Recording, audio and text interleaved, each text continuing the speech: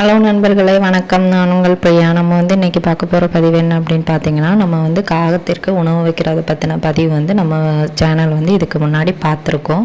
So இன்றைக்கும் அதே போல் ஒரு பதிவு தான். இந்த ஒரு உணவுகளை நம்ம வைக்கும்போது நம்ம குடும்பத்துக்கு கஷ்டமும் தீராத வறுமையும் சேரும் அப்படின்னு சொல்லப்படுது. அது என்ன வகையான உணவுன்னு சொல்லிட்டு நம்மளோட இந்த வீடியோவில் பார்க்கலாம். நீங்கள் பதிவை ஸ்கிப் பண்ணாமல் பாருங்கள். அதுக்கு முன்னாடி நீங்கள் இந்த பதிவை பார்க்குறீங்க அப்படின்னா நீங்கள் கண்டிப்பாக நம்மளோட கமெண்ட் பாக்ஸில் ஓம் சனீஸ்வர பகவானே போற்றிங்கிறத கமெண்டாக போஸ்ட் பண்ணுங்கள். உங்களுக்கு சனி பகவானால் நிறைய விதமான கஷ்டங்களை நீங்கள் அனுபவிச்சுட்டு இருக்கிறீங்க அப்படின்னா கண்டிப்பாக நீங்கள் இப்படி பதிவிடும்போது கண்டிப்பாக அதில் உங்களுக்கு நல்ல ஒரு உங்களுக்கு அந்த பாதிப்புகள் கொஞ்சம் கொஞ்சமாக குறையும். எப்படி நீங்கள் இதில் கமெண்டில் தான் பதிவிடணும்னு கிடையாது. உங்களுக்கு 7.5 சனி நடக்குது, இல்லை சனி பகவானால் தோஷம் இருக்குது அப்படின்னாலும் கூட நீங்கள் சனி பகவானே போற்றிங்கிறத ஒரு நோட்டில் தொடர்ந்து எழுதிட்டு வரும்போது கண்டிப்பாக அதுக்கும் கூட உங்களுக்கு நல்ல பலன்கள் கிடைக்கும். நீங்கள் நம்மளோட சேனலை சப்ஸ்கிரைப் பண்ணாமல் பார்த்துட்டு இருந்தீங்க அப்படின்னா மறக்காமல் சப்ஸ்கிரைப் பண்ணி சேனலுக்கு சப்போர்ட் பண்ணுங்கள். நீங்கள் சப்போர்ட் பண்ணுறது நம்ம சேனல் க்ரோத் ஆகிறதுக்கு ஹெல்ப்பாக இருக்கும். இப்போ வாங்க நம்ம பதிவுக்குள்ளே போகலாம். ஸோ நம்மளுக்கு தெரியும், காகத்தை எல்லாரும் நம்மளோட பித்ருக்கள், அதாவது நம்மளோட முன்னோர்கள்னு சொல்லிட்டு தான் வழிபாடு செஞ்சுட்டு வருவோம். அப்படி முன்னோர்கள் வழிபாடு செய்யும்போது அந்த குடும்பமே முன்னேற்றத்திற்கு முன்னோர்கள் வழிபாடு மிகவும் அவசியம். ஸோ அதனால நம்ம காகத்திற்கு உணவு வச்சுட்டு வந்தோம் அப்படின்னா அதனால நம்மளுக்கு பலவிதமான நன்மைகளும் சேருமா. நிறைய பேர் எக்கச்சக்கமான செல்வந்தர்களாக ஆவதற்கு கூட இந்த காகத்திற்கு உணவு வைக்கும் ஒரு விஷயம் அவங்களுக்கு உதவியாக இருந்திருக்கு. நிறைய பேர் இதை தொடர்ந்து ஃபாலோ பண்ணிட்டு வராங்க. 7.5 சனியால் பாதிக்கப்பட்டவங்க, அப்புறம் ஃபேமிலியில் நிறைய பிரச்சனை இருக்குன்னாலும் கூட நீங்கள் காகத்திற்கு தொடர்ந்து உணவு வச்சுட்டு வரும்போது கண்டிப்பாக அது உங்களுக்கு நல்ல ஒரு பலனை கிடைக்குமா. என்ன பிரச்சனைக்காக நீங்கள் வேண்டிட்டு இந்த காகத்திற்கு தொடர்ந்து உணவுகள் வச்சுட்டு வரீங்களோ அந்த பிரச்சனைகள் குறையும் அப்படின்னு சொல்லப்படுது. நம்பிக்கையோடு செஞ்சு பாருங்கள், கண்டிப்பாக நல்ல பலன் கிடைக்கும்.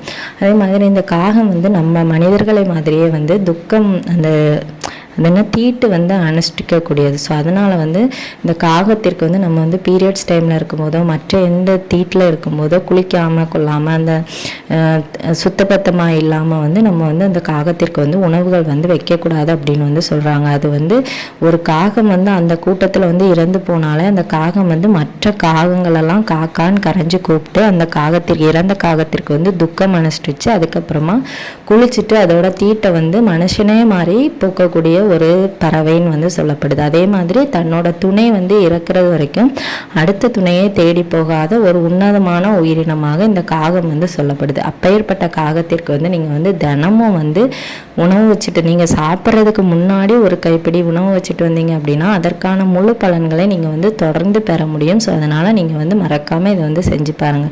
நீங்க யாரெல்லாம் காகத்திற்கு தொடர்ந்து உணவு வைக்கிறீங்கிறத நம்மளோட கமெண்ட் பாக்ஸ்ல கமெண்ட் பண்ணுங்க.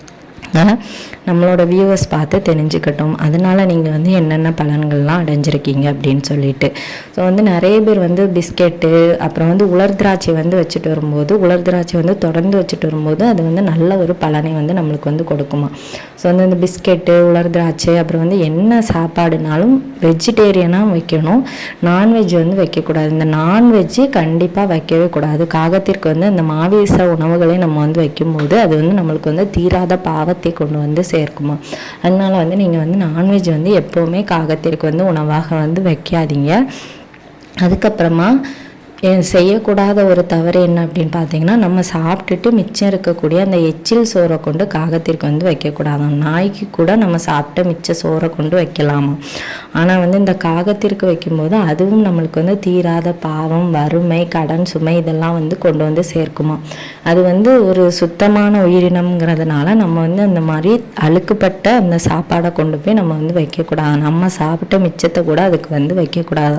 புதிதாக நம்ம சாப்பிடுவதற்கு முன்னாடி உணவு வைப்பது அது சிறந்த பலனை நம்மளுக்கு கொண்டு தருமா. அதே மாதிரி நீங்கள் தொடர்ந்து கஷ்டத்தில் இருக்கீங்க அப்படின்னா நீங்கள் தயிர் கலந்து தினமும் உணவு வச்சுட்டு வரும்போது உங்களோட கஷ்டங்கள், அப்புறம் கணவன் மனைவிக்கிடையே பிரச்சனை, குடும்பத்தில் பிரச்சனை, மாமியார் மருமகள் சண்டை, அப்புறம் நாத்தனார் கூட பிரச்சனை, அங்காளி பங்காளி பிரச்சனை, இதெல்லாம் தீர்வதற்கு நீங்கள் தினமும் தயிர் வச்சு சாப்பாடு வச்சுட்டு வரும்போது கண்டிப்பாக உங்களுக்கு அந்த பிரச்சனை சீக்கிரமாக குறையும் அப்படின்னு சொல்லப்படுது. மறக்காமல் ட்ரை பண்ணி பாருங்கள்.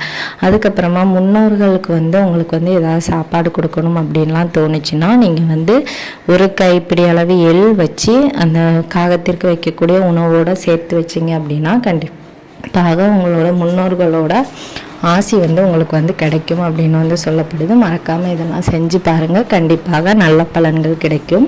காகத்திற்கு உணவு வைத்து நிறைய பேரோட வாழ்க்கையில் வந்து நிறைய விதமான மாற்றங்கள் வந்து நடந்திருக்கு. ஸோ அதனால் நீங்களும் இதை வந்து ட்ரை பண்ணி பார்க்கலாம். நம்பிக்கையோடு எதையும் செஞ்சால் அதற்கான பலன்களை வந்து நம்ம வந்து பெற முடியும். கண்டிப்பாக நீங்களும் இதை வந்து ட்ரை பண்ணி பாருங்கள். பார்த்துட்டு நம்மளோட கமெண்ட் பாக்ஸில் வந்து கமெண்ட் பண்ணுங்கள். இந்த பதிவு வந்து உங்களுக்கு வந்து கண்டிப்பாக உபயோகமாக இருக்கும்னு நினைக்கிறேன். உபயோகமாக இருந்தது அப்படின்னா லைக் பண்ணுங்கள், உங்களோட நண்பர்களுக்கும் இந்த பதிவை வந்து ஷேர் பண்ணுங்கள். நம்ம சேனலை மறக்காமல் சப்ஸ்கிரைப் பண்ணி வச்சுக்கோங்க. இந்த வீடியோவின் முழு பதிவை பார்த்ததற்கு மிக்க நன்றி.